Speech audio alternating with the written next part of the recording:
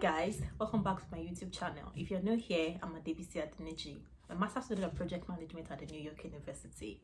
And on my YouTube channel, I basically talk about my journey to the United States as an international master's student, and I share tips that can help people who are hoping to embark on a journey like this. In today's video, I'll be talking about how to get a campus job, an on-campus job on internship. I was very lucky to get an on-campus job in my first semester at NYU, and I heard this is a fit. I also got an internship in my second semester, which is really great.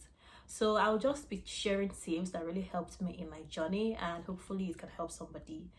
It can help the person who is watching this video right now. So let's get into it.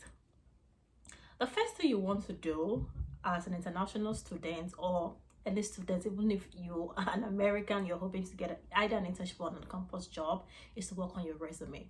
Make it as concise as possible, highlight your achievements. I'll really dive deeper into that later in this video. So that's something you really want to do. Secondly, utilize your school's resources. At NYU, where I school, we have a center for career development called Wasserman.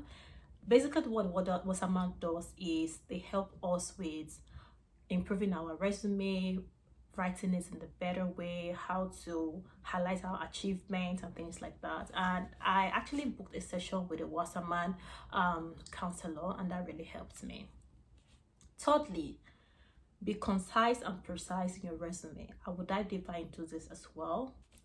Fourthly, jobs are very competitive, so I would definitely say be patient, give yourself grace, apply all pressure, but don't get disappointed if you're hoping to get a job and you don't get it, because then that kind of just lowers your morale and it affects how you're able to actually go after other jobs. So that's something I would say. Be very patient with yourself. Speak to other students about their journey. I remember when I got to NYU, I spoke to in an African Graduate Student Association called AGSA, and I spoke to the president even while I was in Nigeria that, hey, I'm trying to do this, how can you help? And she was very helpful to me. She helped me put my resume together. She gave me tips, and she actually shared job openings via Handshake. That's where all the university jobs at my school are listed. She shared openings with me like, hey, I think you should apply for this job. I think you're a good fit. So yes, that's something I would definitely advise you do. Speak to people who already have campus jobs and ask them how they were able to get it. Ask for referrals. This has not worked for me, but my roommate tells me there are people who got jobs via referrals. Like people will do, you can just talk to people and say, hey, I'm trying to look for a campus job, I'm trying to look for an internship, and if they have somebody or they have a connection that is higher end, they can reach out to you. Leverage Handshake. That is for an on-campus job. For an internship, Handshake, LinkedIn, Indeed, Glassdoor, this were application what do we call them now, job site that I actually used. I got my internship via Glassdoor, and it was at the last minute. I was applying on LinkedIn. I just saw of recent that I actually applied to close to 250 jobs on LinkedIn alone. So that's where that patience comes in. Your patience will be tested, because I remember I got to the United States in August. I started applying for internships in October, around October. From October till now, I'm still getting rejections. It's pretty intense, but what I'm going to say, what I tell everybody around me is, until you get what you're looking for, please don't quit, please don't get tired. Everybody gets rejections. So yes, leverage all job sites. Don't limit yourself to one. I know people told me like, hey, you can actually get jobs via LinkedIn or via Indeed, but I decided not to limit myself to just one. I applied on every job site that I knew, and it really paid off. Be positive. At some point I was actually starting to give up, but the on-campus job, it was actually relatively easy. I got my first campus job in fall 2022 when I got to the United States, and I started in September, and then I got another on-campus job around March.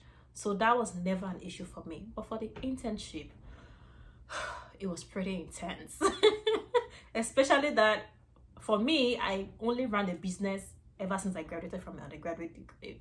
I did not have a corporate experience, so to say. So I think that kind of limited my my opportunities.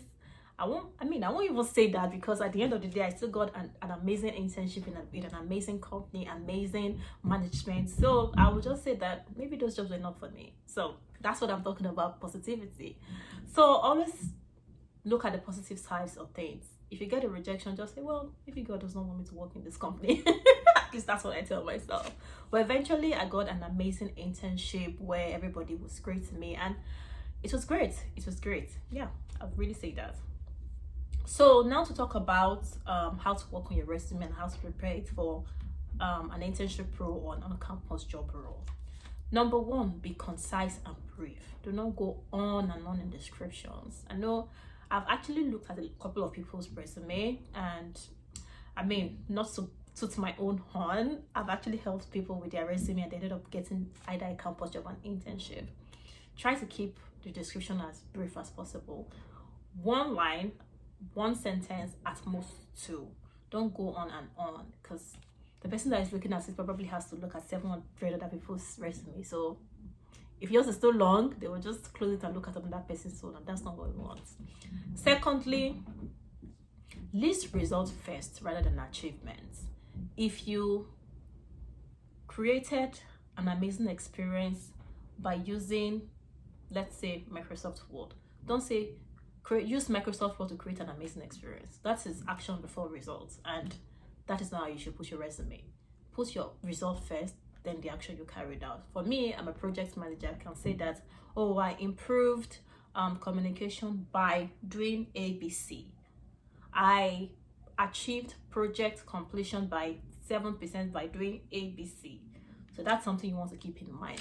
Make your resume result based rather than action based. You want to come off as an achiever, not a doer. So that's something you should keep in mind. Use simple words to explain technical things. That is very important. I mean, I understand that there are technical recruiters and there are people that are not so technical recruiters, but you want your resume to be universal. I mean, there are core skills that are technical skills that you can highlight, but what you actually achieve with those tech skills, try to put them in simple layman words. That way you're able to explain what you do in a way that anybody that pick up your resume can understand it. And if you're actually working with referral and you're sending out your resume, you don't know where it will end up. It will probably end up in the hand of somebody that is also technical first before it gets to the technical person's hand. So you want everybody that picks up your resume to be able to understand what you're trying to communicate. So that's something to keep in mind. Also, pay attention to grammar, punctuations. Don't have typo on your resume. I use Grammarly to look at all my, and thankfully I'm so happy for my professors that helped me with this. My professor actually suggested Grammarly for me for even my academic writing and all other things. So I use Grammarly for everything now. It helps me to show that, hey, this should not be written this way, there's a typo here, the punctuation here is not correct, and that's something you want to keep in mind. You don't want to send a resume out that's, I mean, especially for me as a project manager, I'm supposed to be detailed, and then my resume has typos. It shows I'm not detailed enough, or it has a grammatical error. So that's something you also should keep pay attention to. In addition, don't let us forget about the metrics. Metrics show your level of performance and how well you did in achieving a certain task. So that's something you really want to keep in mind. Did you achieve project satisfaction by improving something by 25%? Did you improve project completion by 30%? Put that in your resume. That is so important. Numbers just helps paint a clearer picture, and that's something you really want to leverage. Last but not the least, create a new resume for every new role. I mean, I'm not saying every new role. There are some job description or job openings that will require the same expertise, but some will require different expertise that you have. So I would not suggest putting all your eggs in one basket. For me, my core competencies, I can be a project manager, a marketing project manager, a digital marketer. I can be a product manager. I can be a change manager, a change project. The possibilities are endless. So all those roles will require different expertise. So that's something I really keep in mind in submitting my applications.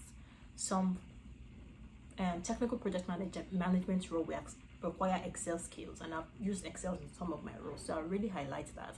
Some will just require maybe the communication skills or being able to correspond with stakeholders. I'll highlight those.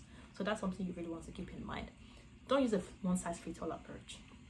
Try to, what is what doing at all is what doing well anyway. So that's something you also want to keep in mind. So guys, this will be the end of this video. It was so nice catching up with you. If you have any question, please don't hesitate to reach out to me. My LinkedIn is the same as my YouTube name, Adebisi Adeniji, and I look forward to hearing from you. Have a good one.